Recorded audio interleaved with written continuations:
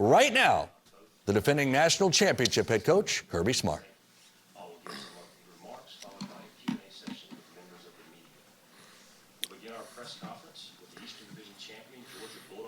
Kirby Smart. Coach, welcome back to the SEC championship game. Would you mind making some opening statements before we take questions? I'll start with the tremendous job that our conference does. They are really incredible at preparing for this event. It's one of the best games to play in since I've been a coach. It's a great environment, and I think they do a tremendous job. Proud of our team, what they've done to get to this point and get an opportunity to play in this game. It means you've won your division, and that's one of the toughest things to do in the SEC. A lot of respect for Brian Kelly and the LSU program. What a tremendous job he's done in his first year there, and we're looking forward to the opportunity to play in Atlanta. Members of the media, please utilize the raise hand function on the bottom of your screen for questions. And we'll begin with Anthony Dasher of UGAsports.com. Recording in progress.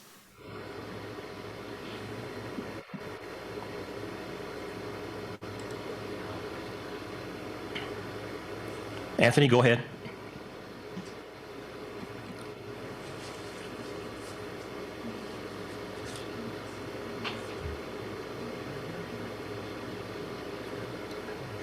Anthony, if you could unmute your line and ask your question.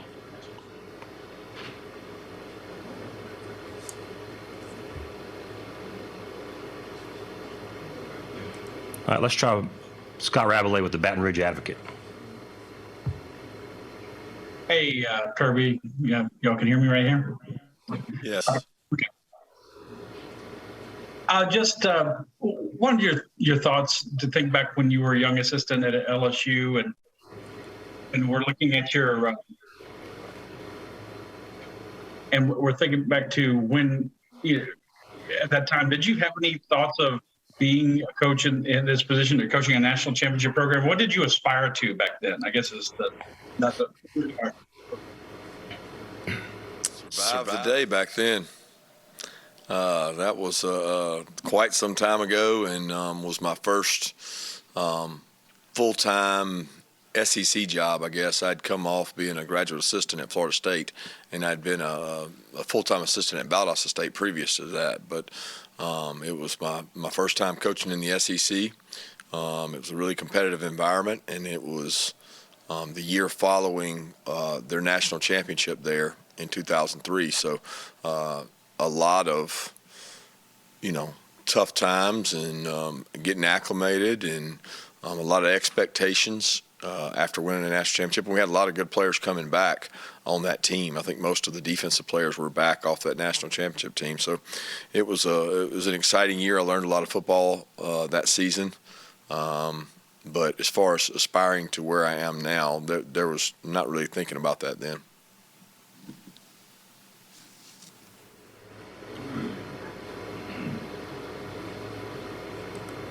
Next, we'll go to Zach Klein. Hey, Kirby. Last time we talked to you, you were just starting your preparation and taking a look at LSU on Sunday, Monday. Just 3-4 days later, just anything else kind of stand out when you've had additional days to take a look and break down their film?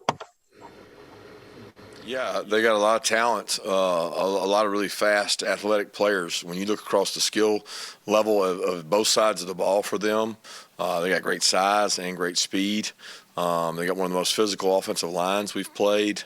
They're really, really talented in the red area defensive area and red area offense, which we worked on hard yesterday, and then third down as well. They're really they do a great job offensively on third down because they don't get in very many third and long situations.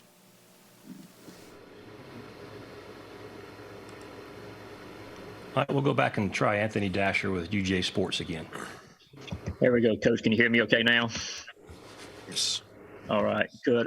You've talked a lot over the years about the importance of having player-led teams.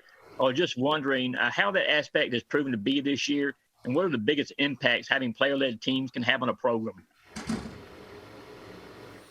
Well, any good team is going to be player-led. I mean, I don't know a good team that's not player-led.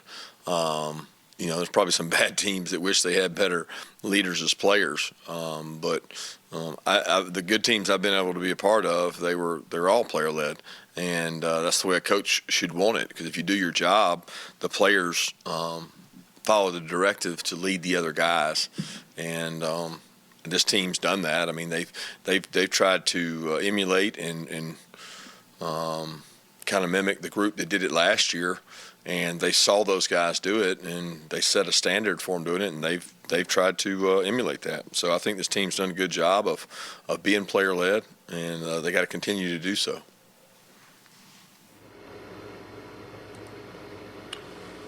Next we'll go to Michael Lurzo at the Union Recorder.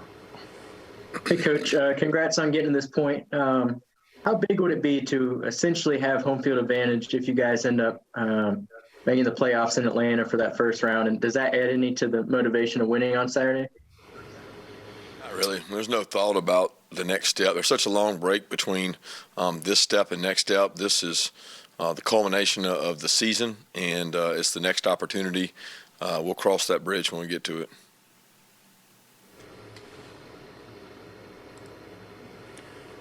Next will be Dennis Dodd of CBS Sports. Kirby, what science is there to keeping your defensive linemen fresh? Obviously, they can't play every down, but they're so impactful. I think of Jalen's play against Tennessee where he forced the fumble, and that was a big turnover at the time in the end zone. What goes into that to keep those guys, fresh and not wearing out? Well, is the number one thing. It helps to have depth where you can play multiple players and not have a large drop-off. But I don't think anybody in the country would tell you they have enough defensive linemen. It's a rotational position. It requires extreme effort and strain. We sell conditioning all year. We condition multiple times a week, and we tell our kids if you want to be a really good football team, you got to be best conditioned. And best conditioned is not a word. It's a requirement and a strain that you have to put into practice. And we just hope that we've conditioned enough to be at our best in moments like this Saturday.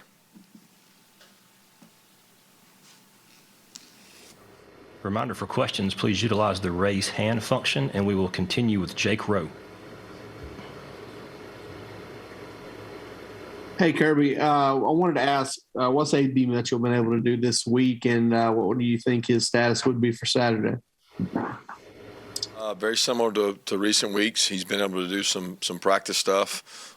He's been able to go out there and rep, and the hopes are that he's able to contribute.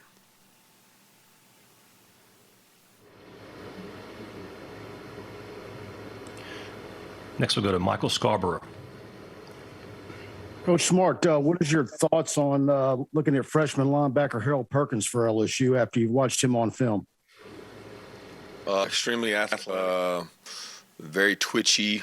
We've had a crossover with them on several teams we've played this year, whether that be Tennessee, Mississippi State, Florida, a couple others, Auburn, I think. And he's just extremely athletic, and I think they do a tremendous job utilizing his skill set, whether it's an edge rusher, interior rusher, spy, zone coverage guy, man-to-man guy. He is he's a force to be reckoned with. He's very talented.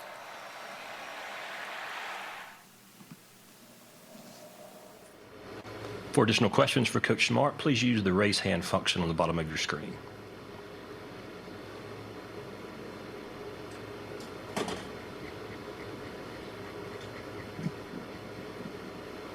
Next, we have Mike Griffith of AJC Dog Nation.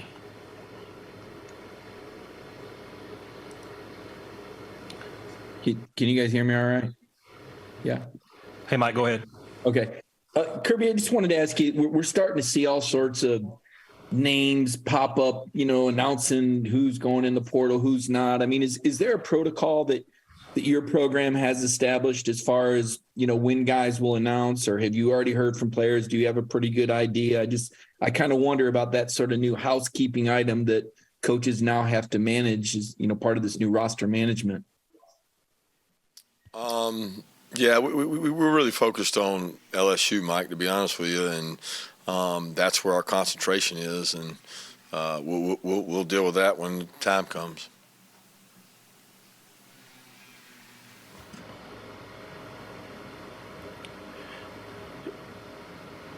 Next, we have Chip Towers of the AJC. Yeah, Coach, obviously this is a tough game. What makes this such a tough game to win? Your team in the one of the best conferences, the team that won the most games or won their division on the other side. It's a matchup of the two what usually is the two best teams in the SEC, which is a really competitive conference. So it's a championship game. It's a lot of talent on both sides of the ball, and it's an opportunity to win the conference that has represented so much in college football in recent years.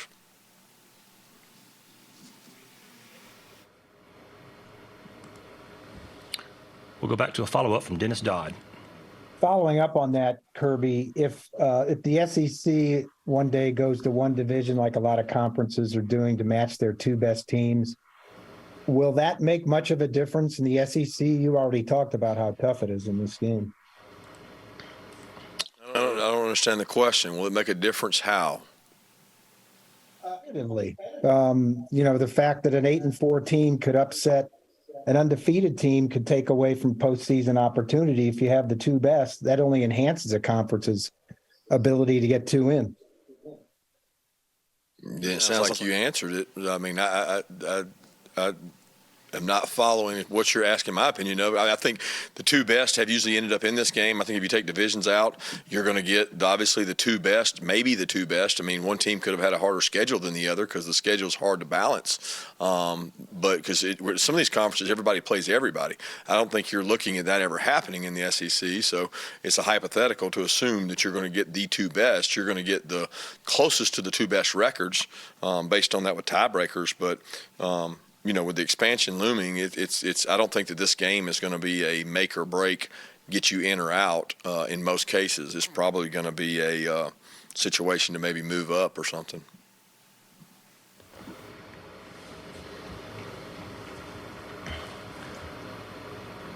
If there are any additional questions, please use the raise hand function.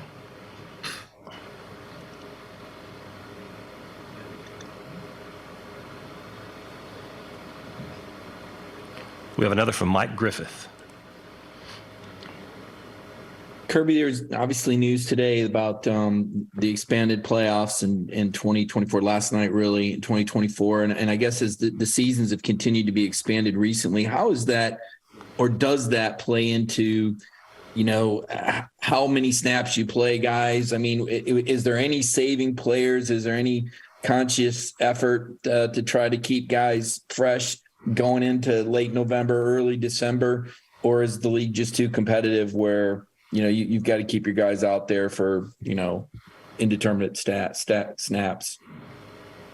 Yeah, I think you're way overthinking it. I mean, the objective is to win your football games, and I don't know many teams that are – I just don't – in our conference, you don't go into the game and say, okay, can I play this guy 20 snaps and not 60 snaps?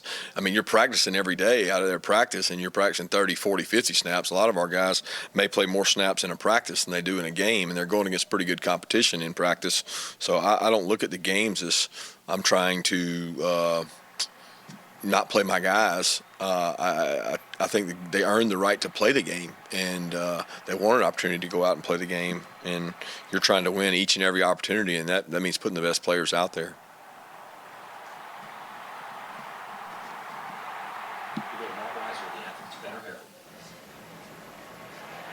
Kirby, I guess with the transfer portal, heating up, I guess next week, have you guys identified as a staff, need for this cycle in terms of position where you might want to show up?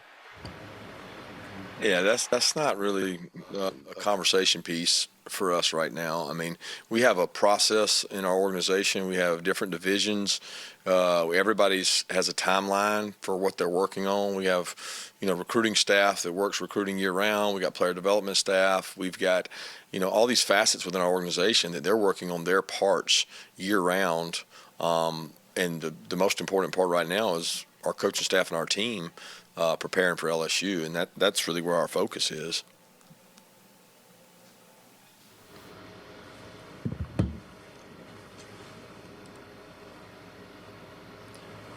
Next, we'll go to Connor Riley of Dog Nation. Yeah, Kirby, this is the third time you've matched up with Brian Kelly in that 2017 win and the 2019 home win. How important were those wins for your program and sort of building it into what has become today? Well, I think they were great matches. They were national exposure game. Anytime you're playing Notre Dame, it's not about just Brian Kelly, just about Notre Dame's name across the country. Certainly helps you maybe recruit across the country and become a national brand and play on a national stage.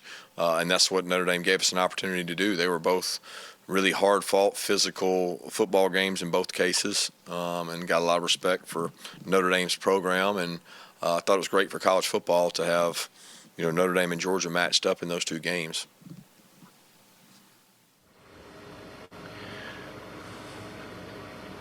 If there are any other questions for Coach, please use the raise hand function on the bottom of your screen.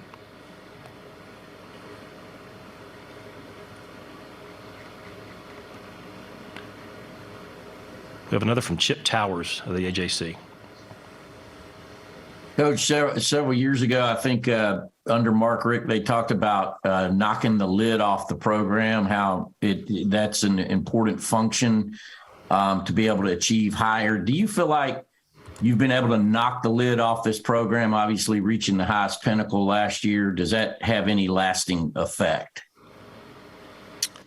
Yeah, I don't know, Jeb. I don't really understand. I mean, I'm not into lids on programs. I'm into doing the best job we can for our young men each and every year, and starting that over when you get a chance to start over and try to do it again. I think that would be a subjective question that each person, each fan, each guy with an opinion might see a different way. I'm into doing the best we can for our guys each and every year.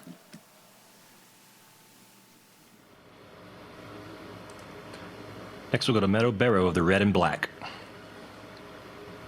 Coach, what mindset do you want your players to have going into this game? And what are some of the things that you've said to them this week in order to prepare them for this weekend?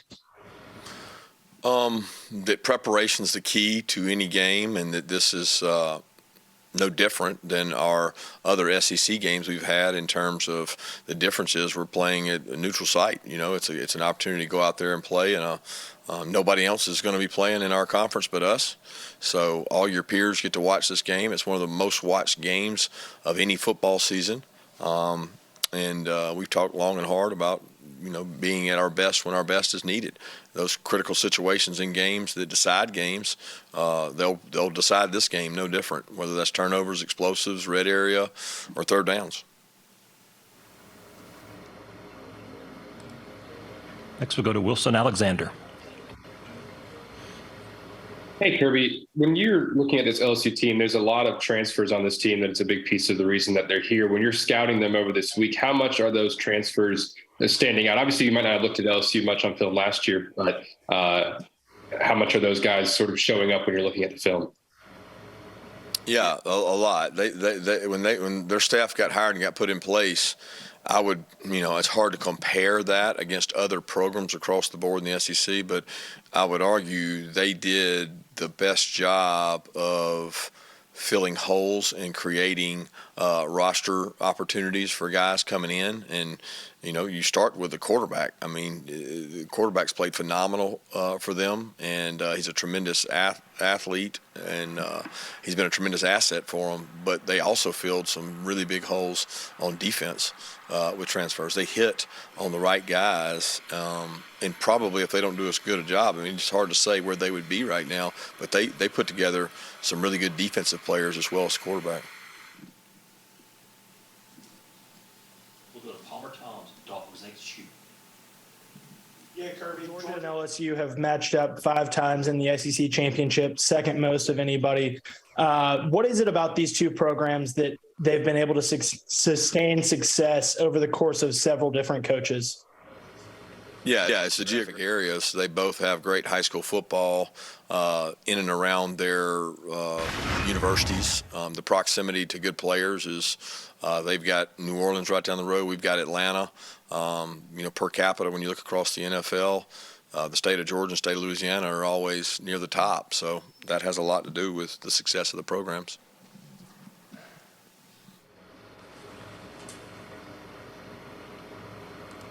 Next will be Jordan Hill. Kirby, you were asked earlier about the playoff expansion. Just what are your general thoughts on that coming up and what it'll mean for the sport? I'm not real sure. I think it's only time will tell. I read and see a lot of opinions out there of diminishing regular seasons and length of schedule, length of games and number of games. But I don't think we'll truly know. Just like when we went to the 4-game model, there were a lot of questions involved there too. So it's not something that I've got a huge opinion on right now, especially right now because we're what we're focused on. But in the off season, I think I'll think about it a lot more.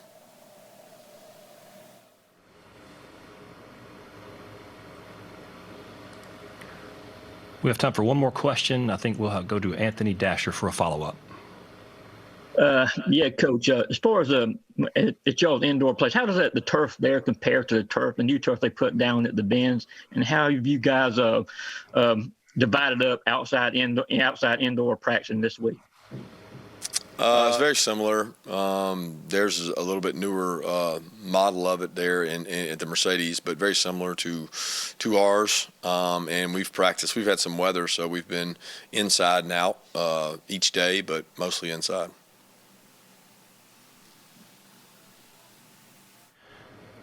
Coach Smart, thank you very much for your time today.